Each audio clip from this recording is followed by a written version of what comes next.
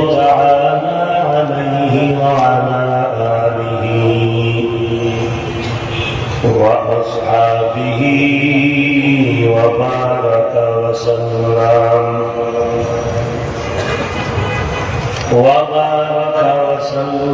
تسليما كثيرا الذي أرسله بالحق بشيرا ونذيرا وداعيا إلى الله بإذنه وسراجا منيرا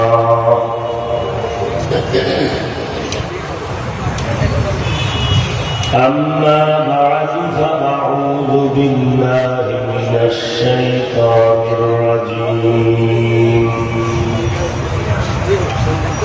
بسم الله الرحمن الرحيم يا أيها الذين آمنوا اتقوا الله حق تقاته ولا تموتن إلا وأنتم مسلمون. وقال النبي صلى الله عليه وآله وسلم ألا كلكم راع وكلكم مسؤول عن رعيته أو كما قال النبي عليه الصلاة والسلام. صدق الله مولانا العظيم وصدق رسوله النبي الأمي الكريم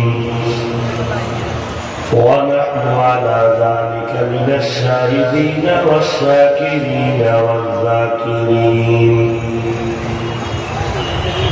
والحمد لله رب العالمين.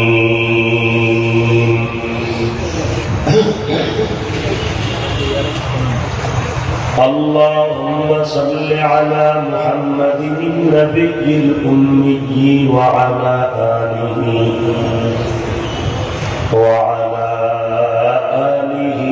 وسلم تسليما. سبحانك لا علم لنا إلا ما علمتنا إنك أنت العليم الحكيم. رب اشرح لي صدري ويسر لي أمري واحلل عقدة من لساني يفقه قولي.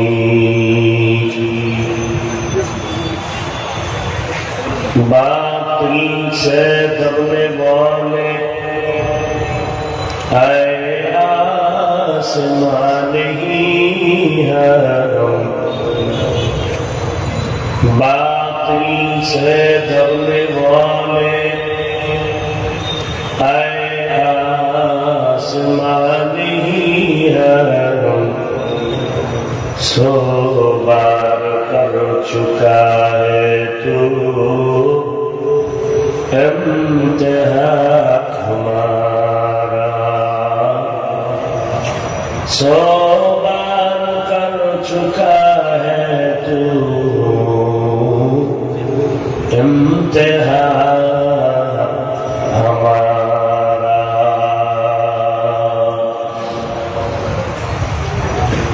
توحید کی امانت سینوں میں ہے ہمارے، آسان نہیں مٹانا नामो निशान हमारा आशा नहीं मिटाना, नामो निशान हमारा। मोहम्मद ने आकर कुफर को मिटाया, कुफर को मिटाकर सदाकत बताया, कुफर को मिटाकर सदाकत बताया।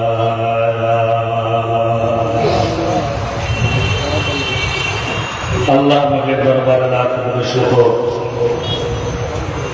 যে আল্লাহ রাব্বুল আলামিন এই ফিতনার জামানায় কোরআন ও সুন্নাহর ভিত্তিতে সহি তরিকায়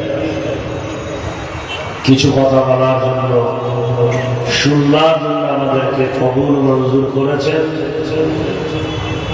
নেয়ামতের শুকর আদায়াতে কালিমাতুশ শুকর উচ্চারণ করি আলহামদুলিল্লাহ। লক্ষ কোটি দরুদ ও সালাম সৈয়দুল মুরসালিন রাহমাতুল লিল আলামিন শফিউল মুজনিবিন খাতামুন নবিয়্যিন সৈয়দুস সাকালাইন ইমামুল মুরসালিন শফিয়ে আযম রাসূল আকরাম রহমত আলম নবিয়্যুল আরব আল আযম হাবিবে কিবরিয়া अशरफुल अंबिया सय्यदुल अंबिया शफीअ महशर साक़ी कौसर आका नामदार मदीना का ताजदार आफ़ताब नबुव्वत फ़ख्र मौजूदा सय्यदुल मखलूक़ात रूह कायनात हज़रत मुहम्मदुर रसूलुल्लाह সাল্লাল্লাহু আলাইহি ওয়া আলিহি ওয়াসাল্লামের উপর সর্বোপরি শুকর যে নুরানি তালিমুল কোরআন কর্তৃক আয়োজিত এই সুন্দর আয়োজন সময় পরামর্শ অর্থ দিয়ে দোয়া করে উপস্থিত হয়ে মাইক লাইট প্যান্ডেলের ব্যবস্থাপনার মাধ্যমে সহযোগিতা যারা করেছেন প্রত্যেককেই আল্লাহ রাব্বুল আলামিনের খেদমতের বরকতে দুনিয়াতে শান্তি, পরকালে চিরমুক্তির ব্যবস্থা করে দিন।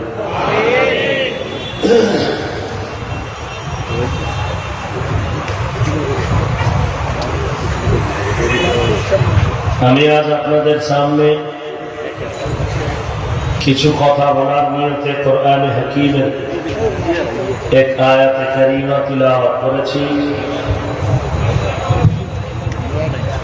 বিশ্ব নবী, শেষ নবী, মহানবী, শ্রেষ্ঠ নবী সাল্লাল্লাহু আলাইহি ওয়া আলিহি ওয়াসাল্লামের অসংখ্য অগণিত বাণী পবিত্র হাদিস শরীফের মধ্য থেকে একটি হাদিসের অংশ তিলাওয়াত করেছি। আয়াত হাদিসের আলোকে ইখলাস রুহানিয়াতের সামান্য কিছু কথা আমাকে বলার মতো, আপনাদেরকে শুনবার মতো হিম্মত, ধৈর্য, তৌফিক আল্লাহ পাক দান করুন। আরো মহব্বতে বলেন ইয়া আইয়ুহাল্লাযীনা আমানুত্তাকুল্লাহা হাক্কা তুকাতিহ।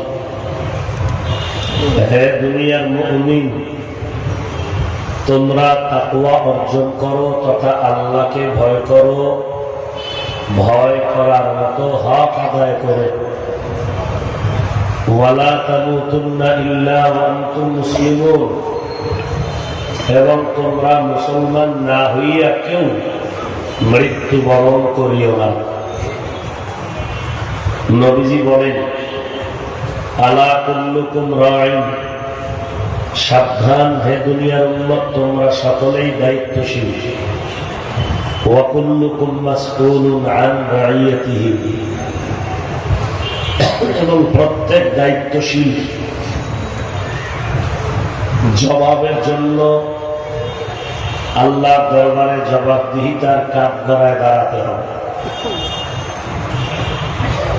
এ হলো আয়াতে হাদিসের তরজমা। আয়াতের মধ্যে আল্লাহ পাক দুইটা সতর্কবাণী উচ্চারণ করেছেন। এক, তাকওয়া অর্জন করো। দ্বিতীয়, মুসলমান হইয়া মরো। আল্লাহ পাক এই সতর্কবাণী করেছেন সারা দুনিয়ার মানুষের মধ্যে যারা মুমিন তাদের।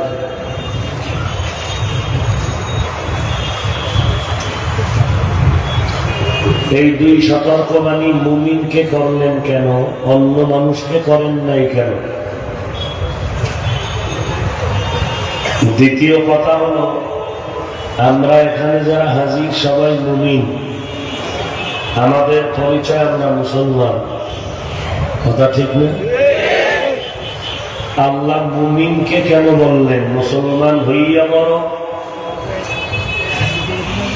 আমরা মুমিন তো মুসলমান সবাই, মুমিনকে আল্লাহ কেন বললেন মুসলমান হইয়া মরো?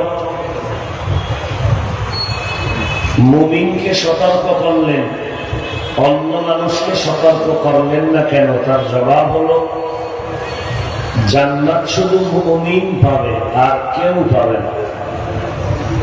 এই জন্য আল্লাহ পাক সতর্কতা মুমিনকে করেছেন, বেঈমানকে করেন।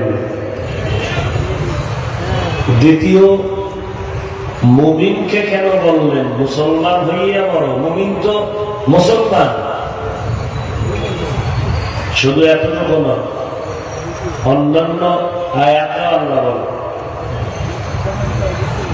ইয়া আইয়ুহাল্লাযীনা আমানু আমিনু বিল্লাহ। তোমরা আল্লাহ এবং নবীর উপর ঈমান আনো। ঈমান আনার কারণেই তো সে মুমিন। আবার কেন ঈমান আনার দাওয়াত দিলেন? ইয়া আইয়ুহাল্লাযীনা আমানু দুখুলু ফিস-সিলমি কাফা। হে মুমিন, ইসলামের ভেতরে পরিপূর্ণ প্রবেশ করো। মুমিনকে বলে ইসলামের মধ্যে প্রবেশ করো, মুমিনকে বলে আল্লাহ রাসূলের উপর ঈমান আনো, মুমিনকে বলে মুসলমান হইয়া মরো। কারণ ফি'লুল হাকীম লা ইয়াখলু আনিল হিকমা। মুমিনের আল্লাহ ঈমান আনতে বলেন কেন?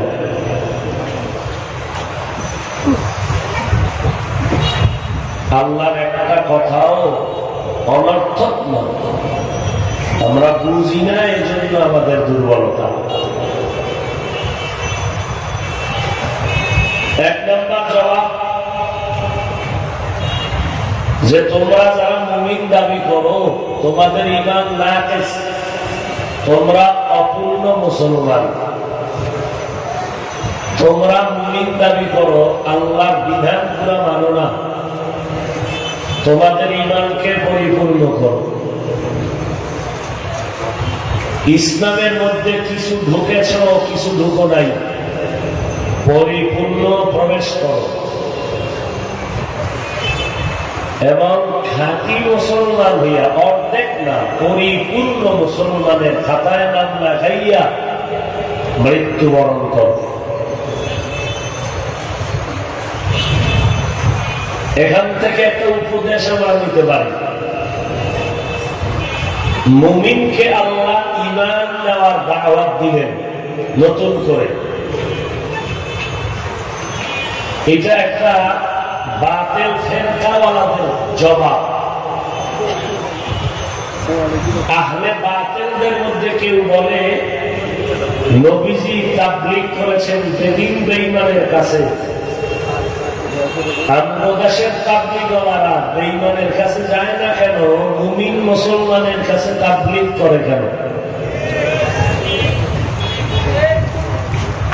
এই প্রশ্ন আহলে বাতিলদের মধ্যে অনেকে করে।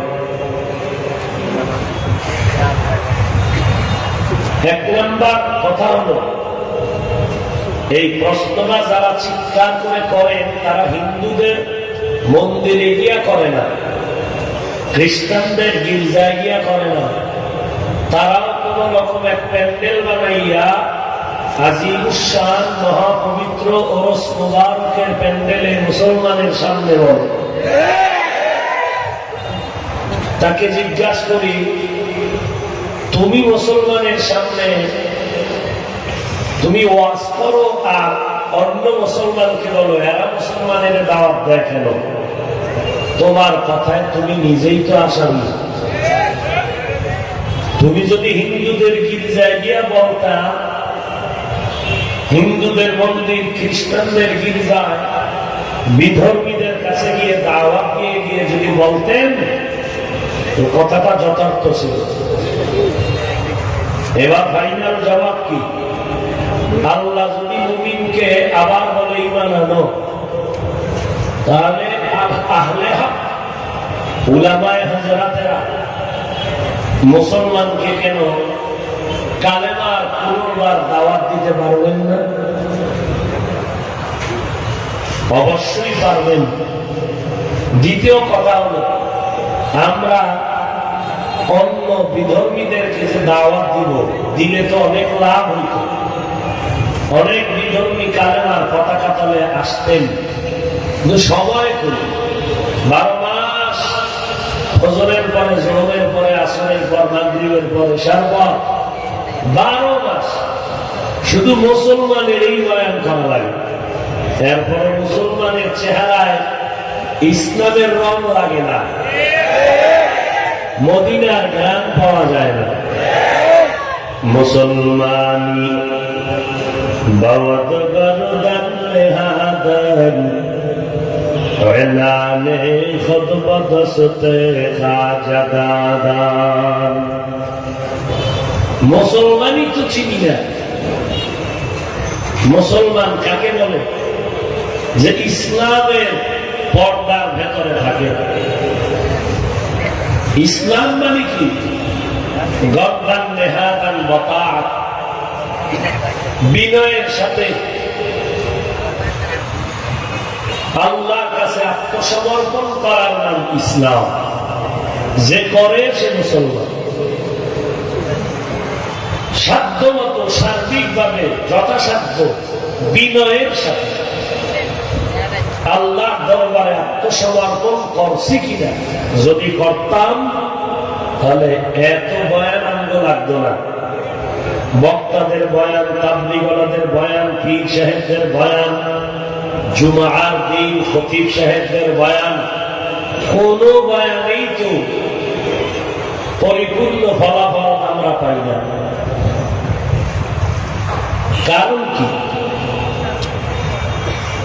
এই জন্য আল্লাহ বলেন, যাদের ঈমান দুর্বল, মুমিন দাবি করো, নামাজ করো না, তোমার এই সব দুর্বলতা দূর করে পরিপূর্ণ মুমিন হও, পরিপূর্ণ ইসলামের ঘরে ঢুকো, খাঁটি মুসলমান হইয়া বল।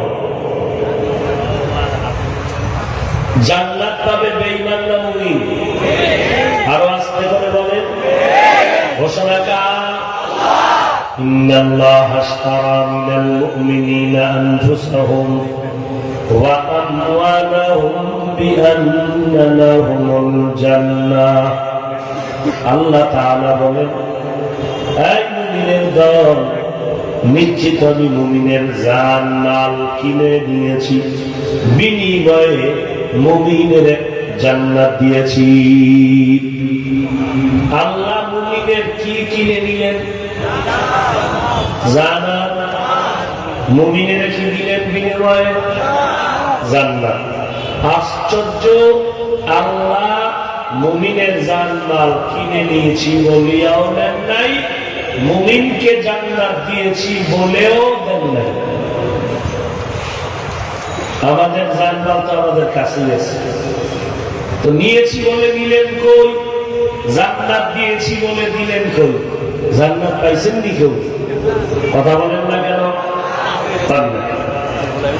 আল্লাহ জান্নাত দিয়েছি বলে দিলেন না? অবশ্যই দিয়েছেন। কেমন? বলে দোকান থেকে আপনি চালের বস্তা কিনলেন, কিনার পরে টাকা পে করলেন, মানি রিসিভ নিলেন, দোকানওয়ালাকে বললেন, এই দোকানওয়ালা ভাই, চালের বস্তাটা রাখো, একদিন পরে নিব, আমার। দোকানওয়ালা কয়, প্রয়োজন হলে চালের বস্তা কি আমি খরচ করতে পারবো? চালের মালিক বলে, হ্যাঁ পারবে, তবে সত্য আমার হালাল উপার্জনের কামাই করা টাকার কিনা চাল কোন বেনামাজিরে দিবা না। যদি দাও ব্যবসার শর্ত বাতিল, ব্যবসা শেষ, আমার টাকা আমার দিয়ে দিবে। আল্লাহ বলেন, হ্যাঁ মুমিন, তোমাদের জান মাল আমি আল্লাহর মালিকানায় নিয়ে নিয়েছি, এখন তোমার কাছে রাখলাম কিছু সময়ের জন্য আমানত। তবে আমার জান আমার মাল যদি বান্দা খরচ করতে চাও, একটু শর্ত দিয়ে দিলাম, যারা আমি আল্লাহকে মানে না এদের পেছনে আমার দেওয়া জান মাল খরচ করার অধিকার নাই। যদি করো গায়ের জোরে, বেচা কিনা বাতিল, আমার জান্নাত আমি নিয়ে নিলাম, তোর জান্নাত শুদ্ধ করে জাহান্নামে দিয়ে দিবে। তার জান্নাতের মালিক কে? আমগো কাছে আছে কেন? আমানত। কি হিসাবে আছে? আমানত। আর এই আমানত রক্ষা করতে হবে। এবার জান্নাত দিয়েছেন যে আল্লাহ বললেন, এটাও সত্য। বলে সন্তান তোদেরকে দেইনি, তোদের আব্বা আম্মাকে দিয়ে দিছে। বাবা মা দেখেছেন ছিলেন জান্নাতে অনেকদিন, অতএব বাপ মা যদি দেখে ফেলে সন্তানের পক্ষ থেকে দেখা হয়ে যায়, হয় না? মা যদি কয়, তোর জন্য ভালো মেয়ে আমি দেখছি, তো চূড়ান্ত বিনয়ী সন্তান বলবে, আমার আর দেখা লাগবে না। বাবা যদি কয়, না তোর জন্য ভালো একটা ছেলে দেখেছি, চূড়ান্ত পর্যায়ের বিনয়ী মেয়ে বলবে, আব্বু আর লাগবে না, তুমি যেহেতু দেখেছো আলহামদুলিল্লাহ। যদিও শরীয়ত নিজের দেখার অনুমতি দিছে, এটা হলো চূড়ান্ত বিনয়ী।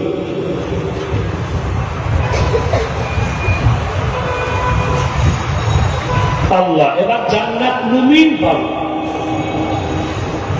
কিন্তু আল্লাহ আরেকটু মোহাব্বত করে বলেন, অমুমিন জান্নাত তো পাইবা, তবে হাসরের দিন তো হিসাব কিতাব আছে, এখন ওই হিসাব কিতাব শেষ করিয়া যাবা নাকি জান্নাতের হিসাব না দিয়ে যাবে? তবে আমি আল্লাহ চাই আমার প্রিয় বান্দা বান্দি মুমিনকে বিনা হিসাবে জান্নাত দিতে। বিনা হিসাবে জান্নাতে যাবেন না হিসাব দিয়া? বুঝা করেন, হিসাব দিয়া যাবেন না হিসাব না দিয়া যাবেন? হিসাব দিয়া যদি যান, নিশ্চিত জাহান্নামে না যাওয়া সারা জান্নাতে যাওয়া হবে। আর হিসাব ছাড়া তো কোনো কথাই নেই, একদম। আল্লাহ কয়, বিনা হিসাবে যদি যেতে চাও তাহলে দুইটা কর্মসূচি পালন করো। এক নাম্বার, বিনা হিসাবে যদি জান্নাত পেতে চাও, খাঁটি মুসলমান হইয়া মরণ বরণ করো, কবরে আসো। কারণ খাঁটি মুসলমান ব্যতীত আমি আল্লাহ মুমিন তোমাকে বিনা হিসাবে জান্নাত দিব না। বিনা হিসাবে জান্নাতে যাইতে চান সবাই? এটা সাফাবাজি না দিলের কথা? চেহারা দেখলেও তো বোঝা যায় যে আসলে আপনারা বিনা হিসাবে যাইতেছেন।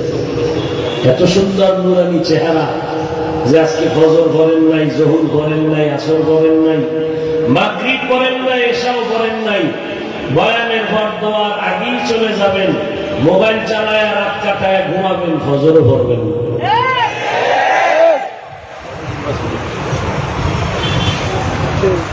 এই যে ঠিক করলেন, তাহলে আমার কথা আপনি মেনে নিলেন যে ফজরও পড়ব।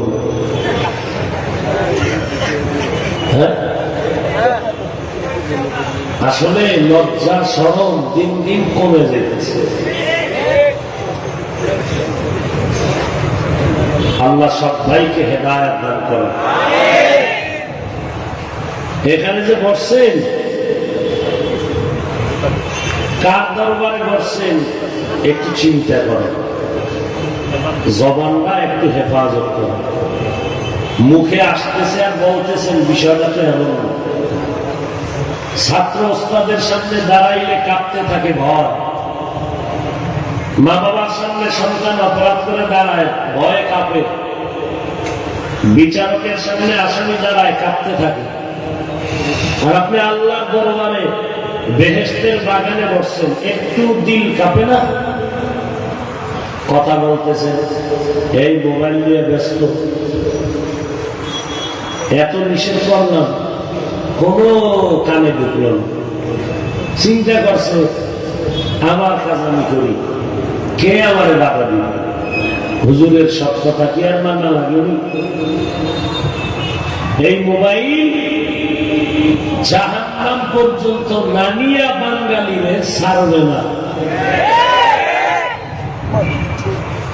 তুমি এই মোবাইলের বয়ান রেকর্ড করো, লাভ কি বলো? বরং এখানে বসে যদি ওলামায়ে কেরামের চেহারা দিয়ে একটু তাকাইয়া বয়ান শুনতা, কলবের মধ্যে কিছু ঢুকাইতা, অন্তত কিছু তো বরকত পাইতা।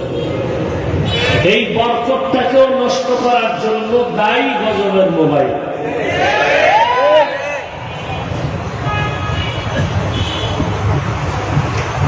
এই জন্য ১,৫০০ বছর আগে রাসূল বলে গেছেন, লা ঈমানা লিমান লা হায়া, যার লজ্জা নাই তার ঈমান নাই। আল্লাহ সবাইকে হেদায়েত দান করুন।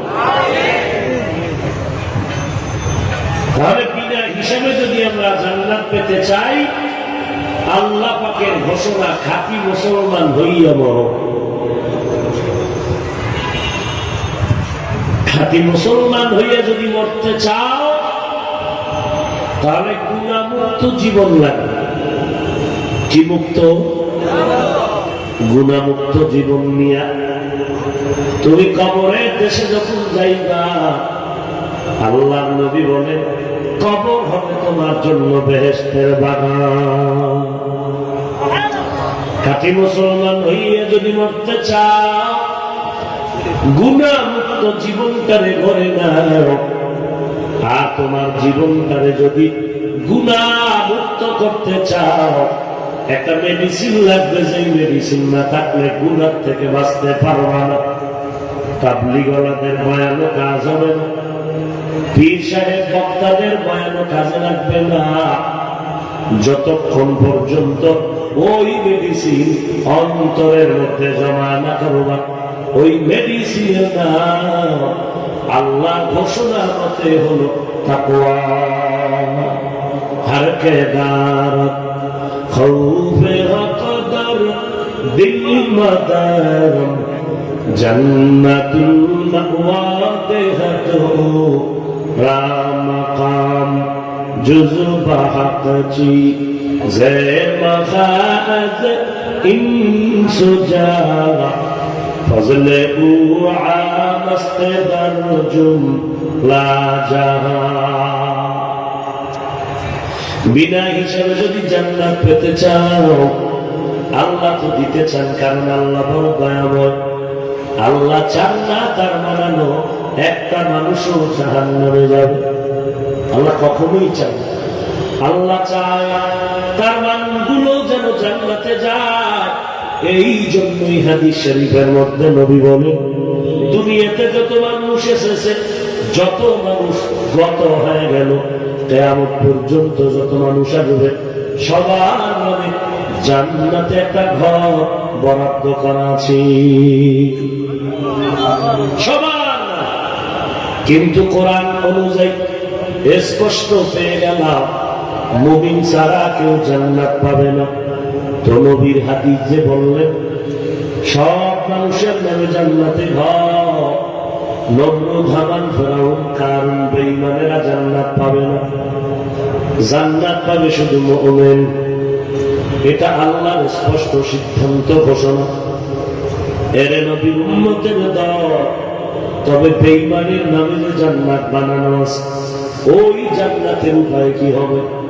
আল্লাহ বলে, নবী জানায় না, জমিনটা আমি সৃষ্টি করার পর এই জমিনের মধ্যখানে একটা ঘর বানিয়েছিল। ওই ঘরের নাম হলো বাইতুল্লাহ। বসবাসের জন্য ঘর বানাই নাই, ইবাদতের জন্য আমি ঘরটা বানিয়েছি। ইন্না আউওয়ালা বাইতি উযিয়া লিন-নাস লাল্লাযী বিবাক্কাতা মুবারাকান ওয়া হুদাল লিল-আলামিন।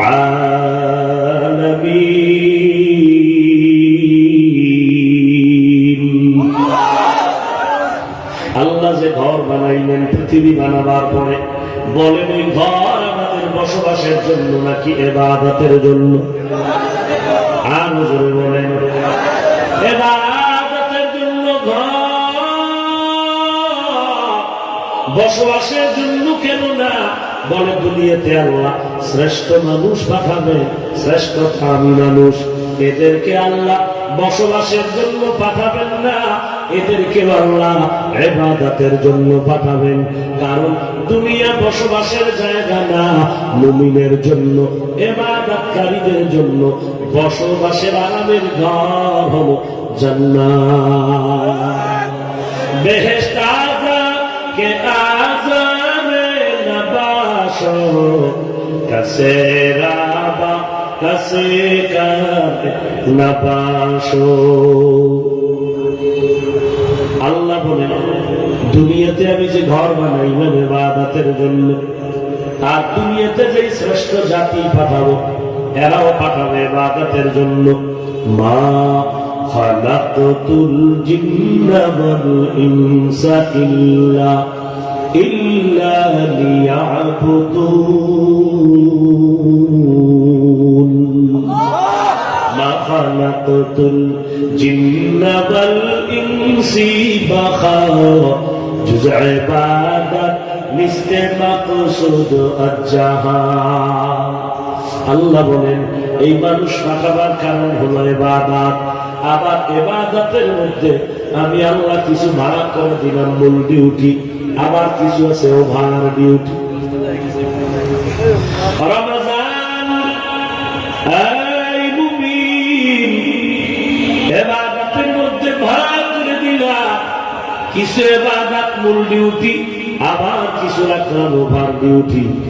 দৈনিক 5 বেলার নামাজ পড়া মুমিন মুমিনার জন্য এটা মূল ডিউটি, অন্যান্য নামাজ পড়া হলো ওভার ডিউটি।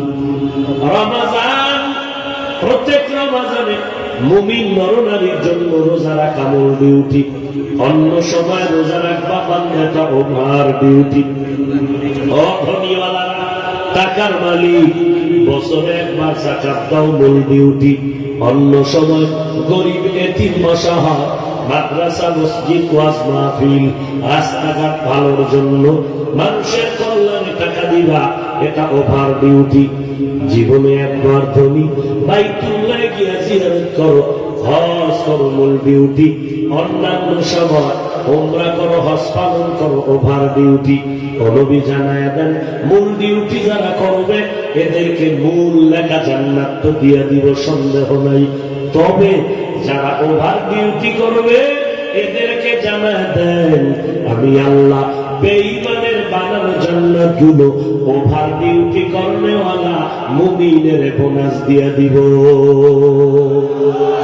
আতিনা ফি দারা দুনিয়া না হাসান, আতিনা ফি ربنا حسن يا غياثا مستغيثي نهدنا لافتخارا بالعلوم والغنى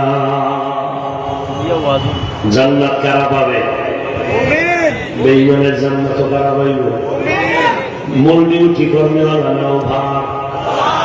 এখন তো ওভার ডিউটি করতে কেউ আমরা চাই না। জ্ঞানীরা সময় নষ্ট করে না, ও 8 ঘন্টা ডিউটির পরেও আবার ওভার ডিউটি করে। সময়টারে যত কাজে লাগায় ও জীবনের মধ্যে বড় জিরো থেকে হিরো হয়ে যায়। এর নবীর উম্মতের দল। এই অনেকে মনে করি জান্নাত কোন রকম একটা পাইলেই হয়ে যাবে। আল্লাহ নবী বলেন, যেই বান্দা ছোট জান্নাত পাবে 10 দুনিয়ার সমান, ওই জান্নাত পাই আফসোস করবে আর বলবে, আল্লাহ সাহাবায়ে কেরামের ভিআইপি জান্নাত যদি পাইতাম কলিজা আর ঠান্ডা হয়ে যাইত। 10 দুনিয়ার সমান জান্নাত পাইয়াও আফসোস করবে ভিআইপি জান্নাত যদি পাইতাম। আফসোসের শেষ হবে না। এর নবীর উম্মতের দল। জান্নাত শুধু মুমিন পাবে, আর কেউ পাবে না। এখান থেকে আর একটা উপদেশ আমরা নেই। কান শুট করলে হবে? প্রত্যেকটা কথার থেকে নিজের কিছু অর্জন করতে হবে। কি? জান্নাত পাবে শুধু মুমিন। এবার আমি দেশে বড় বড় দামি দামি কিছু দরবার শরীফ আছে। ওই দরবারওয়ালারা স্যান্ডুক লাগাইয়া হিন্দুদের ডাকে, বৌদ্ধদের ডাকে, খ্রিস্টান ইহুদিরে ডাকে, আর বলে বাবার দরবারে আসো, কালেমা করা লাগবে না। দরবারে আসলেই তুমি কালেমা না পড়িয়াও তোমার ধর্মে থাকিয়াও তুমি জান্নাত পাবে। নাউজুবিল্লাহ। এই কথার দ্বারা প্রমাণ এরা বাতিল। এই দরবারওয়ালারা কি? বাতিল। জান্নাত পাবে কারা? শুধু মুমিন, আর কেউ। আর ওই জান্নাত আল্লাহ চান মুমিনকে বিনা হিসাবে দেবেন। আর বিনা হিসাবে জান্নাত যদি পেতে হয়, খাঁটি মুসলমান হইয়া মৃত্যুবরণ করতে হবে। আর খাঁটি মুসলমান হওয়ার জন্য আপনার আমার করণীয় হলো এই কলবটাকে গুনাহমুক্ত করে নাও। গুনাহমুক্ত জীবন তৈরি করে নাও। আর গুনাহমুক্ত যদি চাও, একটা মেডিসিন লাগবে, যে মেডিসিন ছাড়া গুনাহমুক্ত হবে না। ওই মেডিসিনের নাম হলো তাকওয়া। এই পর্যন্ত সব মুসলমান মেনে নিচ্ছে। এবার সামনে যে কথাটা জরুরি, এটা অনেক ভদ্রলোকেরা মানবে না।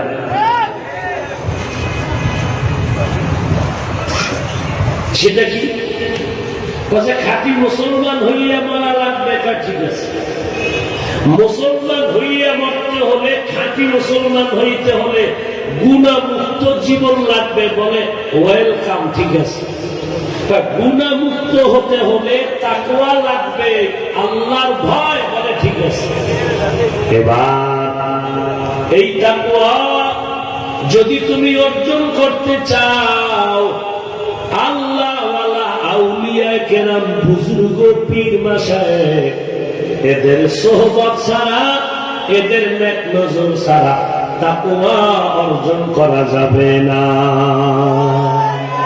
সোহবতে সলেহ তোরা সলেহ গুনাহ, সোহবতে তলেহ তোরা তলেহ গুনাহ।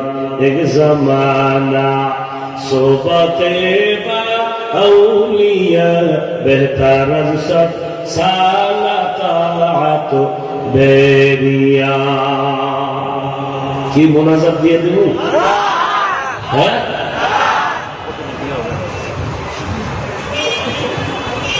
আল্লাহ সবাইকে কবুল।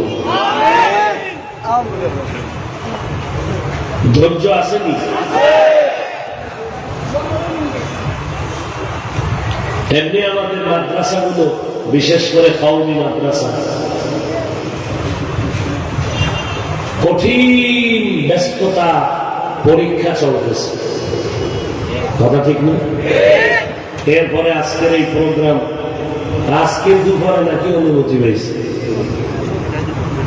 কারণ এত মানুষ এক জায়গায় হয়ে যদি আবার কোন দিকে দৌড় দেয় তো ভয় আছে না, বহু চিন্তার বিষয়। আর যে রক্ত গরম আনলো, সুদ খাইলেও কেউ পরিষ্কার আছে না, এই কোয়ালিটির মানুষই তো বেশি। দাড়ি নাই, টুপি নাই, নামাজ নাই, এরপরে এরা সুন্নি। আর আমাদের দাড়ি, টুপি, পাগড়ি, হালাল সব ঠিক আছে, এখন আমরা আশে করে শুনতে পারি না। গাঞ্জাখোর, মদখোর, সুদখোর, দাড়ি কামানেওয়ালা এরা আশে হয়ে গেছে, আছে না নেই? অথচ সুদখোর কি এই কথা জানে না যে অল টাইম তার মায়ের সাথে জিনার গুনাহ করে?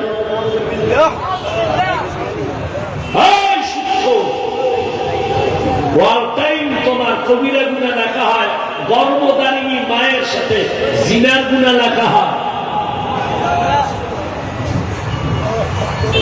এটা কেবল বাবার কথা।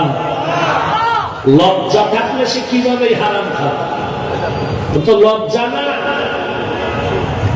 এই যার দাড়ি কামাইতেছে আবার গালের সাথে ছোট করে রাখে, দোনো দলের গুনাহ সমান। 24টা ঘন্টা সেকেন্ডে সেকেন্ডে কবিরা গুনাহ লেখা হয়। মোনাজাত তওবা, কোন মোনাজাত আল্লাহর কাছে কবুল হবে না।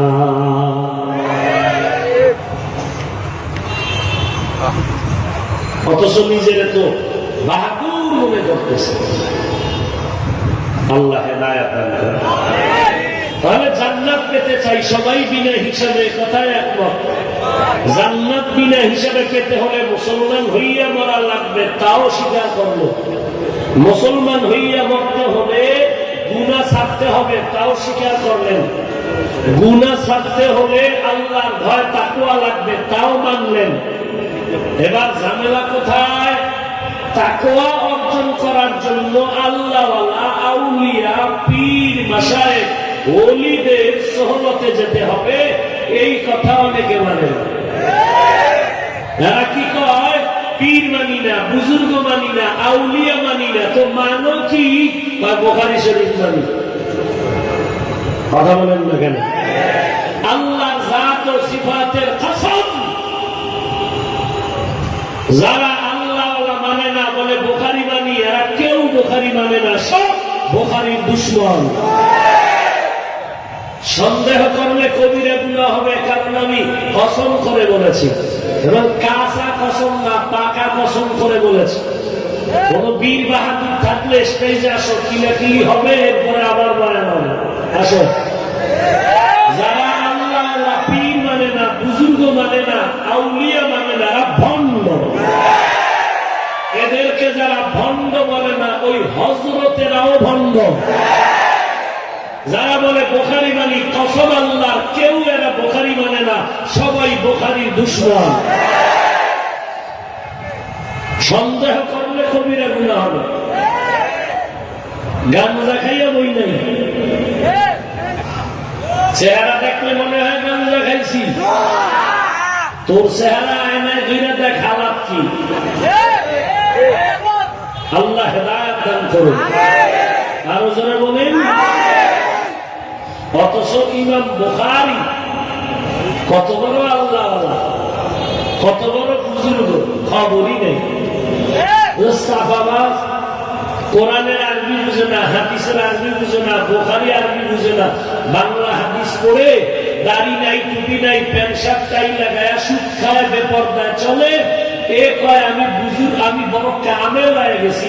আর আমি তো টুপিওয়ালা, পীর, মাশায়েখ, তাবলীগ, দেওবন্দিয়ারা জাহান্নামী। আমরা দাড়ি, টুপি, পাগড়ি, জিকির, কোরআন তেলাওয়াত, মা বাবা খেদমত, হালাল খানা সব ঠিক রাখিয়াও আমরা কামেল হতে পারি না। আর এরা সুদ খাইয়া, দাড়ি কেটে, নবীর সুন্নতের জবাই করে, এরা কামেল হয়ে গেছে।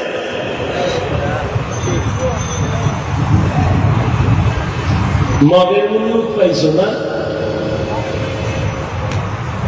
আমি কসম করে বললাম, আমার কসম কেউ গ্রহণ করো পারলো।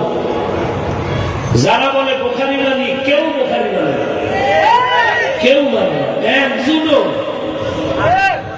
যারা আল্লাহ আল্লাহরে খারাপ করে, কতক্ষণ সরমনের বিরুদ্ধে লেখে, উজানির বিরুদ্ধে লেখে, তাবলীগের বিরুদ্ধে লেখে, দেওবন্দিদের বিরুদ্ধে লেখে।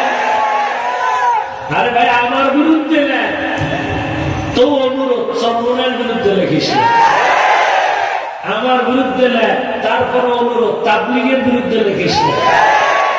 আমার বিরুদ্ধে লেখ, তারপর অনুরোধ ঢাকাজারি দেওবন্দীদের বিরুদ্ধে লেখিস না। আমার বিরুদ্ধে লেখলে তোর কপাল এত তাড়াতাড়ি পুড়বে না, তাদের বিরুদ্ধে লেখলে যত তাড়াতাড়ি তোর কপালে আগুন লাগবে। কারণ আমি বুজুর্গ না, আমি এলেম নেই, আমল নেই, গুনাহগার। কিন্তু চরমনের আল্লাহ আল্লাহরা চূড়ান্ত বুজুর্গ।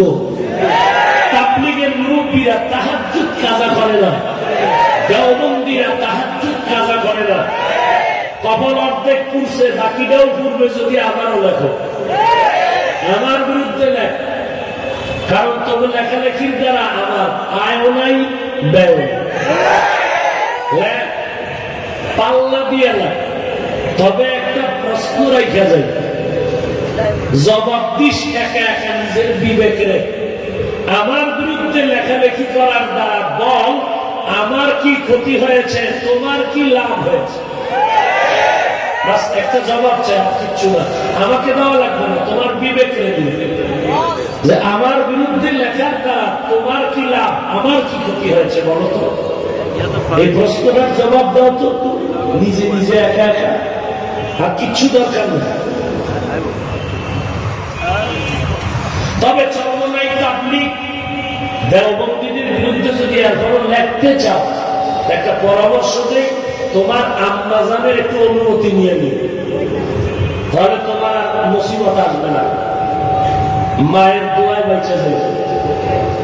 তবে দুনিয়ার কোন মা কোন আলেমের বিরুদ্ধে বলতে গিয়া বরদোয়া নেওয়ার পক্ষে কোন মা অনুমতি দিবে না, দিবে। আল্লাহ সবাইকে মাফ করেন, আরো জোরে বলেন। সবাই হুজুরের চিল্লাইতেছে, কাদিয়ানীদেরকে সবাই কি কয়, কি আপনারা কাদিয়ানীদেরকে কি বলেন? সরকারের ফতুয়া, সরকার কইলে কাফের, না কইলে না। হ্যাঁ, কথা কয়, সরকার যদি ফতুয়া না দেয় এরপরও সবাই একমত।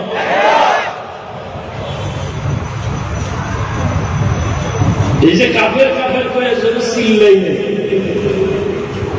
মাঠে নাই না চিল্লাইলেন কাদিয়ানীরা কাফের, দোকানে যাইয়ে খাইলেন প্রাণ কোম্পানির জুস।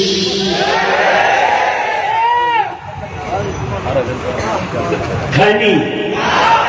একটা সম্প্রদায়কে ধ্বংস করার জন্য যত রাস্তা আছে এর মধ্যে প্রধান রাস্তা অর্থনৈতিক ভাবে পঙ্গু বানায় দেওয়া।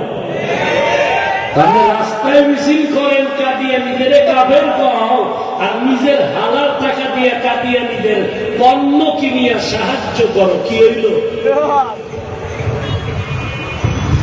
আমি এই কথাই বলছিলাম, সরকার কি কইল না কইল বাদ দাও। কাদিয়ানীদের আরএফএল কোম্পানি, সেজান কোম্পানি, প্রাণ কোম্পানি, এই জুস টুস খাইও না। ঘরের মধ্য থেকে আরএফএল কোম্পানির বালতি, বদনা এগুলো নামাও। এই কথা বলার পরে যারা আমার বিরুদ্ধে আরএফএল এর কথা নিয়ে ফেসবুকে লেখালেখি করেছ, তোমরা সকলেই কাদিয়ানীর দালাল।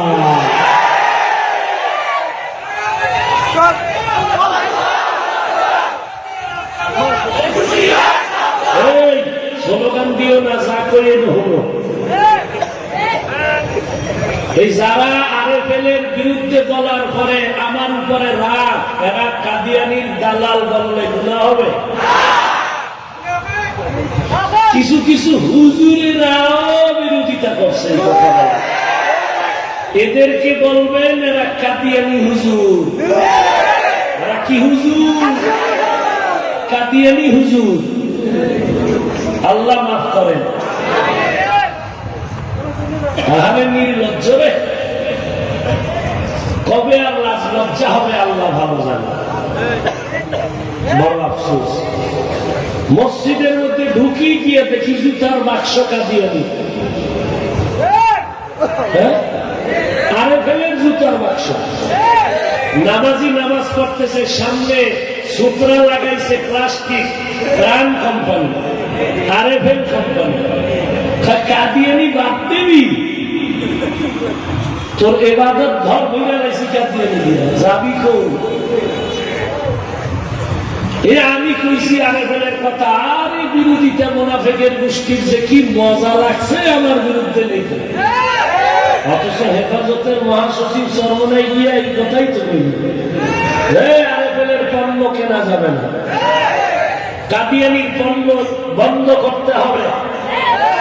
তোমার হালাল টাকা দিয়ে তুমি কাদিয়ানির সাহায্য করো আর ময়দানে নাইমা মিছিল দাও, এটা কেমন স্লোগান হইল? আল্লাহ মাফ করে দেন। এবার আহা লেখো আর শুনো, আমি যে কসম করে বলছি যারা আল্লাহওয়ালা মানে না, বুজুর্গ মানে না, পীর মানে না, আহলে হক আউলিয়া মানে না, এরা ভণ্ড, এরা বুখারীর দুশমন। সন্দেহ আছে কারো? সন্দেহ করলে কবিরা বলে। এবার যদি হুজুর তার দলিল 2 মিনিটে একটু বলে যায়, বলবো না অন্য দিকে যাবো? হ্যাঁ, যুবকেরা ঘুমাও। মুসিবত কি মুসিবত? মুসিবত হইল তোমাদের দিল পরিষ্কার, মুভমেন্ট ভালো, কিন্তু তোমরা কচু পাতার পানির মতো একবার ডানে একবার বামে যাও, এইটার জন্য দুঃখ। হকের পক্ষে আল্লাহ যদি নবী যদি সেদিক আমরা পীর মানি, যদি সে আল্লাহ নবী মানে ঝামেলা শেষ। কি যার মধ্যে আল্লাহ নবীর তরিকা নাই সে আল্লাহর বন্ধু? আমারও বন্ধু। সোজা কথা, যে দাড়ি কামায় তার দোয়া কবুল 24 ঘন্টা কি হবে? কি গুনাহ হবে? কবিরা গুনাহ। এই কবিরা গুনাহ করনেওয়ালাকে মুরব্বী বানানো যাবে না। কবিরা গুনাহ করনেওয়ালাকে কোন নেতা মানা যাবে না, মুরব্বী মানা যাবে না। এই কথাগুলো আমি বিশেষ করে বলতেছি যারা ইসলাম ইসলাম স্বপ্ন দেখে তাদেরকে বলতেছি। এবার শুনে, আপনারা বিছানায় গিয়া ঘুমের সময় 1 মিনিট চিন্তা করবেন যে বুখারী শরীফ একটা হাদিসের কিতাব, মাত্র 4000 হাদিস সেখানে আছে। নবীজির হাদিস কি 4000 না আরো আছে? তাহলে দাতি নাই, বেদাতি নাই, হক নাই, ভণ্ড নাই, সারা জগতের মুসলমানেরা বুখারী শরীফ করে নিয়ে জিকির করে কলিজার আপন বানাইল, কারণ কি? এটা তো একটা নজিরবিহীন ব্যাপার। কারণ একদল ভালো, এর পিছনে একদল থাকে ভণ্ড। কিন্তু ইমাম বুখারী 4000 হাদিস লিখলেন বুখারী শরীফের মধ্যে, এমন কি মন্ত্র দিয়ে গেলেন যেই মন্ত্রের কারণে সারা দুনিয়ার মুসলমান ভণ্ড নাই, হক নাই, সবাই বুখারীর মাথার তাজ মনে করে। কারণ এটা চিন্তা করেন।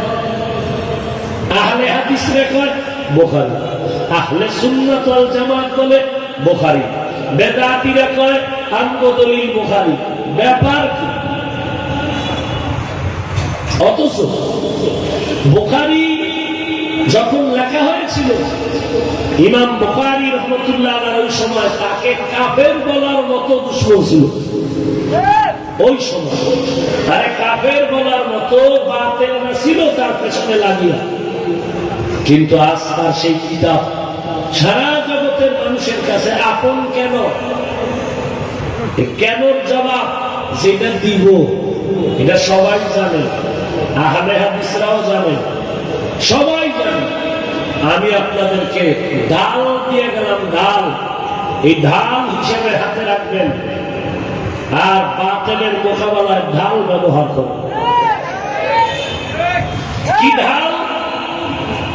ইমাম বুখারী মুহাম্মদ ইবনে ইসমাইল রাহিমাহুল্লাহু তাআলা তিনি বুখারী শরীফ লেখছেন মদিনাতুল মুনাওয়ারা একটু দূরে একটা মসজিদ আছে, মসজিদে বুখারী। ওখানে তিনি অবস্থান করতেন আর 6 লক্ষ হাদিস তার হস্তগত ছিল। সেখান থেকে তিনি মাত্র 4000 হাদিস বুখারী শরীফের মধ্যে লিখেছেন। বেলা কাতরা লেখার কাইফিয়ত কি? বলে একটা হাদিস লেখার আগে যখনই চিন্তা করছেন হাদিসটা লিখবো, প্রথমে ওযু, এরপরে গোসল, এরপরে 2 রাকাত নামাজ, এরপরে নবীজির রওজা মোবারকের কিনারায় গিয়া বসে বসে আল্লাহর সাথে ধ্যানে মুরাকাবা করতেন। অন্তরে যখন আল্লাহ ইশারা দিতেন হাদিসটা লেখা যাবে, অন্তর যখন গাওয়া দিত আল্লাহর মহব্বতে, তখন তিনি হাদিস লেখা শুরু করলেন। একটা হাদিস লেখা শেষ, আবার যখন আর একটা হাদিস লিখবেন আবার রেডি হয়ে গেলেন, আবার ওযু, গোসল, 2 রাকাত নামাজ, আবার নবীর রওজায় গিয়ে আবার মুরাকাবা। এইভাবে করে করে 4000 হাদিস বুখারী শরীফের মধ্যে মুহাম্মদ ইবনে ইসমাইল বুখারী লিখলেন। কয় হাজার? বলে 4000 হাদিস। প্রত্যেকটা হাদিস লিখতে গিয়ে এভাবে করছে। এবার ফেনীর মুসলমান একটু হিসাব দাও। ইমাম বুখারী 4000 হাদিস লিখতে গিয়ে কয়বার ওযু করলেন? হিসাব দেন। কয়বার? 4000 বার। গোসল করলেন কয়বার? বুখারী শরীফ লিখতে গিয়ে গোসল করলেন 4000 বার। নামাজ পড়লেন কয়বার? কথা কয় না? 4000 বার নামাজ। নবীর রওজায় গিয়ে মুরাকাবা ধ্যান করলেন কতবার? কয়বার? আমরা কইয়া লাইছি 1 মিনিটে, আর ইমাম বুখারীর করতে লাগছে 16 বছর। কয় বছর? আমরা কইছি 1 মিনিটে, হ্যাঁ করতে লাগছে কয় বছর? 4000 বার ওযু, 4000 বার গোসল, 4000 বার 2 রাকাত করে নামাজ, 4000 বার নবীজির রওজায় গিয়ে মুরাকাবা করলেন, আল্লাহর ধ্যানে কাটাইলেন। এই কথাগুলো কেউ অস্বীকার করার কোন সুযোগ নাই। এবার আমাকে জবাব দাও রে মুসলমান। ইমাম বুখারী 4000 বার ওযু করলেন, গোসল করলেন 4000 বার, 2 রাকাত করে নামাজ পড়লেন 4000 বার। বলেন ওই যে নামাজ, এটা ফজরের নামাজ নি, জোহরের নামাজ নি, আসরের নামাজ নি, মাগরিবের নামাজ, এশার নামাজ কি? কথা কও। নফল। ইমাম বুখারী বুখারী শরীফ লিখতে গিয়ে 4000 বার 2 রাকাত করে নফল নামাজ পড়লে। আজকে যারা বাঙালিরা শুনো, যারা বলে বুখারী মানি, বুখারী মানি, বুখারী মানি, নফল ইবাদত লাগে না বলে, খোদার কসম এরা বুখারীর দুশমন। এদের মতো ভণ্ড কেউ হতে পারে না। এবার বুঝছেননি? যারা বুখারী মানে, আমি যে কসম খাইয়ে কইছি এরা বুখারী মানে না, এরা ইমাম বুখারীর দুশমন। ইমাম বুখারী 4000 বার নফল নামাজ পড়েছেন 2 রাকাত করে। এই বুখারী লিখতে গিয়ে, তুমি বুখারী পড়তে গিয়ে কয় রাকাত পড়ছো? রমাজানে মসজিদে এক বৈশাখী ঝড় শুরু হয়েছে, কাল বৈশাখী ঝড় তুফান হয়েছে। কি বাহাদুর, বুক থেকে টান টান করে বের হয়েছে। আমি গুলশানের জুমা পড়ে প্রত্যেক রোজার আগে আত্রাকাতের ফাটি তোমরা বারান্দায় খারাই, ভিতরে ঢুকবা না, কারণ 20 রাকাতওয়ালাদের নামাজের মাঝে যদি খুশু খুশু নষ্ট হয় দায়ী হবেন তোমরা। রমাজানে ইবাদত কম না বেশি? তাহলে বেশি করলে সমস্যা কি? হ্যাঁ, বড় আফসোস। এরা বলে বুখারী মানে। আল্লাহ বলে আমি 2 দল মানুষের সাথে যুদ্ধ করার জন্য রেডি। কে কয়? কি করবে? কয় দল মানুষের সাথে? 2 দল। এক দলের কথা কোরআনে, আর এক দলের কথা বুখারী শরীফের মধ্যে। হাদিস ও নবী উম্মতের জানায় দেন, যারা আমার ওলিদের সাথে দুশমনী করবে আমি আল্লাহ তাদের সাথে যুদ্ধ করার জন্য রেডি।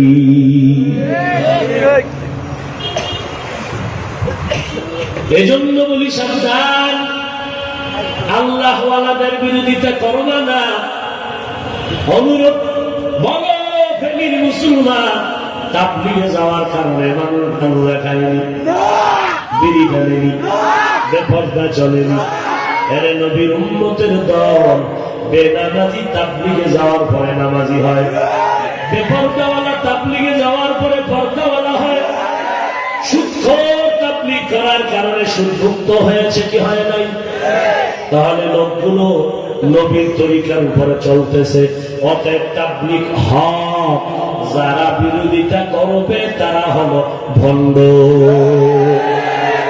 চরমনাই যাওয়ার কারণে মানুষ দাড়ি কামায় না, না, বরং দাড়ি কামানেওয়ালা দাড়ি লম্বা করে, বেপরদাওয়ালা পর্দা করে, হারাম করে না হালাল খায়, পাগড়ি নেই পাগড়িওয়ালা হয়ে গেল, আল্লাহ জিকির করে, মেসওয়াক করে, নবীর সুন্নাত অনুযায়ী চলে, পর্দা করে, আল্লাহর নামের জিকির করে, কলবটাকে গুনাহমুক্ত রাখার চেষ্টা করে, লোকটা নবীর তরিকা অনুযায়ী চলে। অতএব চরমনাই হক, উজানি হক। এদের বিরোধিতা যারা করবে কোন দলিল রাখবে না, তারা ভণ্ড। সন্দেহ আছে? সন্দেহ আছে? আল্লাহ রায় দান করেন। এরে বান্দা, খাঁটি মুসলমান হইয়া যদি বলো গুনাহমুক্ত জীবন লাগবে, আর গুনাহমুক্ত জীবন যদি নিতে চাও তাকওয়ার মেডিসিন লাগবে। আর তাকওয়ার মেডিসিন যদি আনতে চাও আল্লাহওয়ালার সাথে সম্পর্ক লাগাইয়া দাও।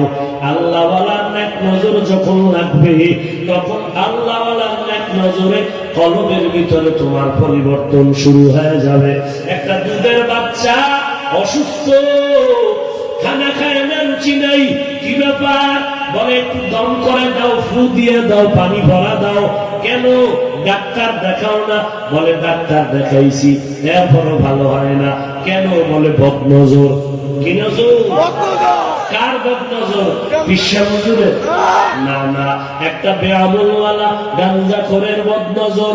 একটা গাঞ্জাখোরের নজরে যদি একটা দুধের বাচ্চা অসুস্থ হয়, এই গাঞ্জাখোরের নজরে যদি একটা বাচ্চার মধ্যে রিঅ্যাকশন শুরু হয়, একজন আল্লাহওয়ালা তাহাজ্জুদওয়ালা দুনিয়ার নাপাক মানুষের দিকে যদি নেক নজর দেয়, তার মধ্যে কেন অ্যাকশন হবে না? হবে কি হবে না? এজন্য আল্লাহ, আরে আল্লাহওয়ালারে মানিয়া তাহাজ্জুদ, কান্না, তওবা কত কিছু করিয়াও ঠিক থাকতে পারি না, গুনাহ থেকে বাঁচতে পারি না। আর আল্লাহওয়ালার কাছে না গেলে তো উপায় নেই। আর দুনিয়ার কোন মানুষ নবী সহ নিজে নিজে মন গড়া চলা চলেনি। সবাই নিজের মুরব্বীর ইশারা মেনে চলছে।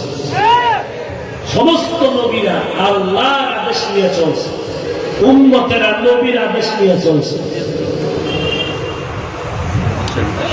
আল্লাহর ভয় তাকওয়া অর্জন করো। ইয়া আইয়ুহাল্লাযীনা আমানুত্তাকুল্লাহা ওয়া কুনু মা'আস সাদিকিন। আল্লাহর ভয় অন্তরে ঢুকাও আর আল্লাহ ওয়ালাদের সংস্রবে যাও। এরে নবীর উম্মতের দল, নবী কিয়ামতের আগে আর আসবেন না কালেমার দাওয়াত নিয়া। কিয়ামত পর্যন্ত নবী বলেন আমার এই দাওয়াতের কাজ করবে আমার বন্ধু ওয়ারাসাতুল আম্বিয়া আহলে হক উলামায়ে কেরাম। এরে নবীর উম্মতের দল, অহংকারী অন্তর থেকে ছেড়ে দাও। আমি কারো কাছে যাব না, আমি কারো থেকে কিছু শিখবো না। এই অহংকারী যদি করো জীবনটা তোমার ধ্বংস হয়ে যাবে। আল্লাহর ওয়াস্তে তওবা করে নাও ও আল্লাহর বান্দারা। টাকার গরম আর ক্ষমতার গরম আর জ্ঞানের গরম দেখাও না। এই দুনিয়াতে কত গরমওয়ালারা এক এক করে ধ্বংস হয়ে গেল। ফেরাউনের মতো গরমওয়ালা তো কেউ নাই, আজকে তার লাশটা পর্যন্ত মাটি গ্রহণ করে নাই। এত গরিব ছিল ফেরাউন, আজ আল্লাহ তারে টাকার মালিক বানায় ক্ষমতা দিল। ক্ষমতা পাইয়া বেঈমান কয় আনা রাব্বুকুমুল আ'লা, আমার মতো বড় খোদা আর কেউ নাই। আল্লাহ বলেন যেখানে বাঘের ভয় সেখানে রাত পোহায়। ওই ফেরাউন আল্লাহর বিরোধিতা করে আর আমার আল্লাহ ওই ফেরাউনের ঘরে দিনের বাতি জ্বালায় দিলেন। কারে দিয়া জ্বালাইলেন? ফেরাউনের স্ত্রী আসিয়ার মাধ্যমে আল্লাহ জ্বালায় দিলেন। আসিয়া আল্লাহর পাগল হয়ে গেল, এমন ঈমান মজবুত করে ফেলল। একদিন ফেরাউন তাকায় দেখে আসিয়ার ঠোঁটগুলো নাড়াচাড়া করে। আসিয়া রে, ঠোঁট নাড়ায় কি মন্ত্র বড়। আসিয়া ডাকে কয়, ও ফেরাউন, আমি আমার রবের নামে জিকির জপতেছি। ফেরাউন বলে, রব তো আমি, তুমি আবার কোন রবের জিকির করো? আসিয়া ডাক দিয়ে কয়, ফেরাউন, তোমার যিনি বানাইছে তিনি হলেন আমার রব। হাকিকত সে তো দুনিয়া বে খবর হ্যায়, দুনিয়া কি নুমাইশ পর নজর হ্যায়। নবী গোয়ম কে আজ দুনিয়া জুদা ভাস বহরকার হ্যায় কে বাশিবা খুদাবাস। এবার ফেরাউন বলে, আসিয়া ফিরে যাও। আসিয়া ডাক দিয়ে কয়, রে ফেরাউন, ভয় দেখাইও না, আমি একটা নারী, তবে ঈমান আমার দুর্বল মনে করিও না। আমার কল্লা দিতে আমি রাজি, তবে আমি আমার ঈমান দিতে রাজি না। ফেরাউন ডাক দিয়ে বলে, আসিয়া যদি শক্ত হয়ে যাও তোমার আগুনে পুড়িয়ে তোমার নরম বানাবো, ফাঁসির মঞ্চে ঝুলায় দিব। আসিয়া বলে, ভয় দেখায় না, ফাঁসিতে দিয়ে দাও, কোনো আফসোস নাই। আমরা দুনিয়াতেও শান্তি পাবো, মরণের পরে আমরা স্থায়ী শান্তি পাবো। ফেরাউন তারিখ করে ফেললো, লোক ডাকলো, হাজার হাজার মানুষ। ফেরাউনের স্ত্রী আসিয়ার ফাঁসি হবে। খবর পেয়ে মানুষ আসিয়াকে যখন হাতে পায়ে রশি লাগাইয়া ফাঁসির মঞ্চে নেওয়া হয়, ফেরাউন তাকায় দেখে আসিয়া মুস্কি মুস্কি হাসতেছে। এই আসিয়া, বিপদের সময় কেন হাসো? আসিয়া ডাক দিয়ে কয়, ফেরাউন, তোমার চক্ষু তো অন্ধকার, তোমার তো ঈমানের আলো নাই, দেখো না। আমি আসিয়া দেখতেছি, দয়া পায় আমার আল্লাহ আমার উপরে খুশি হইয়া আমার জন্য জান্নাতের মেহমানখানা সাজাইয়া ফেরেশতা পাঠাইছেন আমাকে স্বাগতম দিয়া নেওয়ার জন্য। আল্লাহর নবী বলেন, কিয়ামতের ময়দান যখন কায়েম হয়ে যাবে, সূর্য মাথার উপরে আসবে, জমিনটা তামা হয়ে যাবে। আল্লাহর নবী বলেন, ওই কঠিন সময় নবীরা পর্যন্ত নাফসি নাফসি বলে কাঁদবেন। সূর্যের গরমে গুনাহগারের মাথার মগজগুলো টাস টাস করে ফেটে যাবে। জাহান্নামের আওয়াজে জমিনটা থরথর করে কাঁপতে থাকবে। আল্লাহর নবী বলেন, এরে দুনিয়ার মানুষ, ওই কঠিন সময়ের মধ্যে জান্নাতের একটা দরওয়াজা সব খুলিয়া চারজন মহিলাকে বারবার ডাকা হবে, আসো জান্নাতের মেহমানখানায় আসো, সূর্যের গরম মাথায় লাগাইবা না। এই চারজন মহিলার মধ্যে একজন হবে ফেরাউনের স্ত্রী আসিয়া। এর পর্দার আড়ালের মা, এমন একটা মা ঘরে যদি পাইতা, তোমার ঘর বেহেশতের বাগান হয়ে যাইত। তোমার স্ত্রী স্বামীর জন্য খেদমত করে, স্বামীর মাল হেফাজত করে, স্বামী যখন বাহিরে যায় ঘরের মধ্যে বসিয়ে স্ত্রী নামাজ পড়ে, কোরআন পড়ে, দোয়া করে, আল্লাহ গো আমার স্বামীর তুমি চলার পথে হেফাজত করিও, আমার স্বামীর হায়াত বাড়াইয়া দাও, আমার স্বামী কষ্ট করে টাইম মতো খানাও খেতে পারে না, ও আল্লাহ তুমি আমার স্বামীর কামাই রুজিতে বরকত বাড়ায়া দাও। সন্তানগুলোরে মা ঘরের মধ্যে আদর্শের বয়ান শুনাইত, মা পর্দা করত, স্বামীর মাল হেফাজত করত, মা স্বামীর দোয়া নিয়ে যদি যাইত কিয়ামতের ময়দানে আমার আল্লাহ স্বামীর মনটা খুশি করার কারণে জান্নাতের মধ্যে পাঠায় দিতে। এখন এমন মা ঘরে আনছে রে বাবা, তুমি যখন এক দরজা দিয়া বাজারে যাও, তোমার ম্যাডাম আর এক দরজা দিয়া আড্ডাখানায় সিনেমা হলে যায়। এই গর্বের সন্তানগুলো আনোয়ার শাহ কাশ্মীরি হওয়ার আশা করা যায় না, খাজা মঈনুদ্দিন চিশতি হওয়ার আশা করা যায় না। এই জমিনে যত ভালো ভালো সন্তান জন্ম নিয়েছে, দুনিয়ার লাইনে বিসিএস পিএইচডি কোটি টাকার মালিক ভদ্র সন্তান দেখো, প্রফেসর, ইঞ্জিনিয়ার, ডাক্তার, যত ভালো মানুষ দেখো সব হলো ভালো মায়ের আদর্শের কারণে। এর নবীর উম্মতের দল হাসরের ময়দানে কেমন কঠিন মুসিবত। ওই সময় চারজন মহিলাকে জান্নাতের আটটা দরওয়াজায় ডাকা হবে। একজন হবে আসিয়া, আর একজন হবে ঈসা নবীর মা মারিয়াম আলাইহিস সালাম। যেই মারিয়ামের উপরে এত অত্যাচার করলো কওমের লোকেরা, এমন আঘাতের উপরে আঘাত, আল্লাহর উপরে ধৈর্য ধারণ করেছিলেন। হাসরের ময়দানে বলবে মারিয়াম আসো, জান্নাতের মেহমান খানা রেডি হয়েছে। তৃতীয় যিনি হবে মায়ার নবীর স্ত্রী খাদিজাতুল কুবরা রাদিয়াল্লাহু তাআলা আনহা। কেমন খাদিজা জানোনি? আম্মা জানা আয়েশা বলেন, আমি মাঝে মাঝে দেখতাম আমার হুজরায় বসিয়া নবী গুনগুন করে কান্না করে, আর রুমাল দিয়া গামছা দিয়া নবী আর চাদর দিয়ে তার চোখের পানিগুলো মুছতে থাকে। আমি ভয় পেয়ে গেলাম, ও নবী আমার কোনো কারণে আপনি কষ্ট পেয়েছেন নাকি? বলে না না, তো কাঁদেন কেন? নবী কয়, আয়েশা আমার খাদিজার কথা যখন আমার মনে পড়ে আমি চোখের পানি ধরে রাখতে পারি না। কারণ আয়েশা তুমি বুঝবে না, তুমি আমার সুখের সময়ের বিবি, আর খাদিজা আমার দুঃখের দিনের বিবি। যেই সময় মক্কার মধ্যে আমার ঘর নাই, বাড়ি নাই, আমার মা নাই, আমার বাবাও নাই, ওই কওমের লোকেরা সিয়ামে আবু তালিবের মধ্যে আমি মুহাম্মদের 3 বছরের মতো বন্দী করে রাখছে। পানিও দেয় নাই, খানাও দেয় নাই, আমি গাছের পাতা খাইয়া আমি জীবনটা কাটাইছিলাম রে আয়েশা। আমার বন্দী জীবনে খাদিজার উপরে কোনো বন্দী কোনো আক্রমণ ছিল না।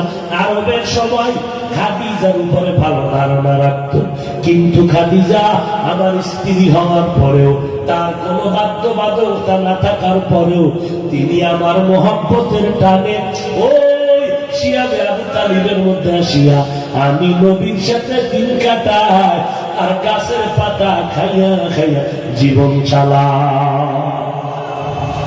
খাদিজা আরবের বড় ধনী, তার সব সম্পদ আমারে হাদিয়া দিয়ে দিল।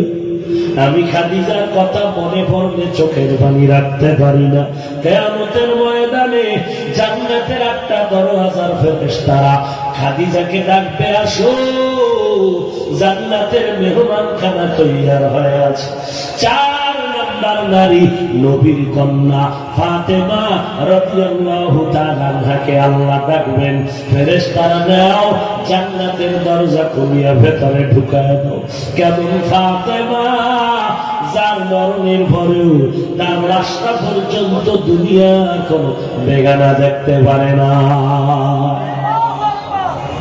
আর আমাকে আম্মা জানে না, মানুষ যেন ইচ্ছা করিয়া তাকায়, আর তাকাইলে যেন এক পলক দিয়া থাকে আর চোখ ফিরাইয়া না নেয়, সেই আকর্ষণ তৈরি করার জন্য বেশ্যা হইয়া রাস্তায় নামে।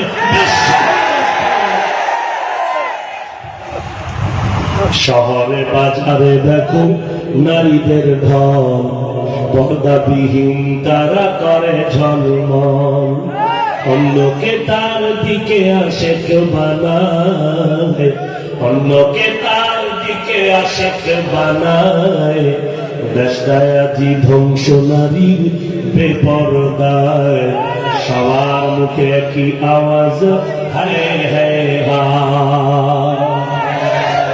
এর নবীর উম্মতের দল, ও পর্দার আড়ালের মা, ও মায়ের স্বামীরা, তোমরা কেন স্ত্রী কন্ট্রোল করতে পারো না?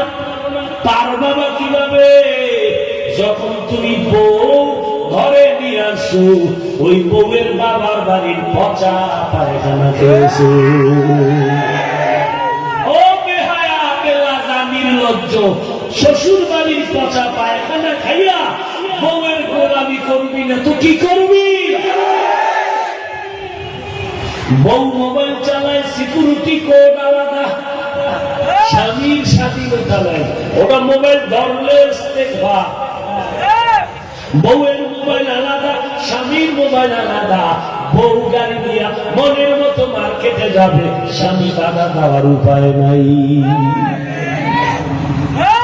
কই আমগো বউরা তো কোনোদিন যায় না,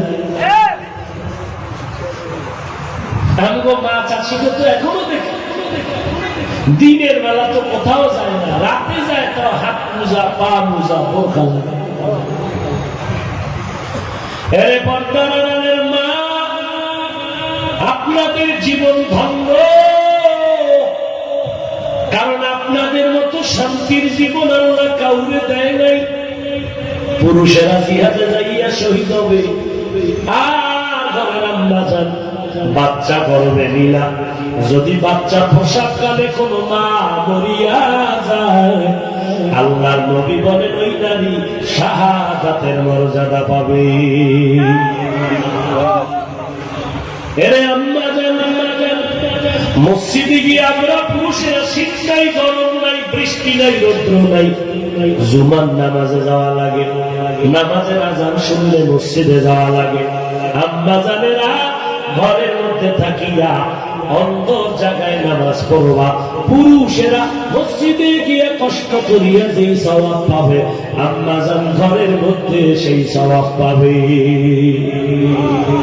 যারা মা বোনের রাস্তায় নামাইয়া মসজিদে ঢুকাইতে চায়, তারা ফিতনাবাজ, এরা বাতিল, এরা ভণ্ড।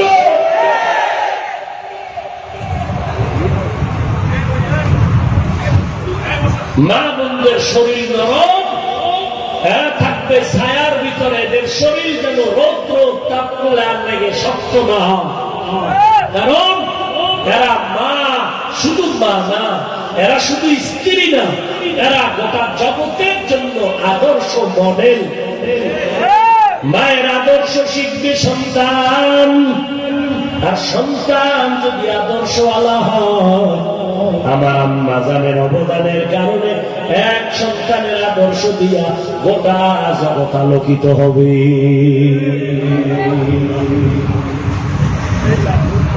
মা কত দায়িত্ব, মা শুধু খানা পাকাবে তাই না, মা গোটা জগতের অন্ধকার দূর করার জন্য ফিকির করবে, আমার সন্তানগুলোকে আদর্শওয়ালা বানাতে হবে। এক সন্তান গোটা দুনিয়ার অন্ধকার দূর করে ফেলবে। ওই মায়ের আদর্শ যদি সন্তান পায়, ভদ্র হয়, সে ডিসি হইয়াও মানুষের ক্ষতি করবে না, এসপি হইয়া মানুষের ক্ষতি করবে না। এজন্য মায়ের ভূমিকা বাবার থেকে অনেক বেশি বেশি বেশি। বাবা থাকে বাহিরে রোজগারে ব্যস্ত, মা থাকবে ঘরে সন্তানের লালন পালনের আদর্শ শিখাবে। আমরা দুনিয়াতে শিক্ষা যা করেছি মায়ের থেকে অনেক শিক্ষা অর্জন করেছি, যেগুলো এখন আর কিতাবে পাওয়া যায়। মা যে আদর্শ শিখাইছে এগুলো আর কারো থেকে যায় শিখা সম্ভব না। কেমনে খানা খাইতে বসবো, খানার লোকমা কেমনে দিব, খানা কিভাবে মাখবো, বসার আদব কি, মা শিখাইছে। বাথরুমে কিভাবে যাব, কোন পাও দিয়ে ঢুকবো, সব শিখেছে। আল্লাহ সবাইকে হেদায়েত দান করে। খাঁটি মুসলমান হইয়া যদি মরতে চাও, গুনাহমুক্ত জীবন লাগবে।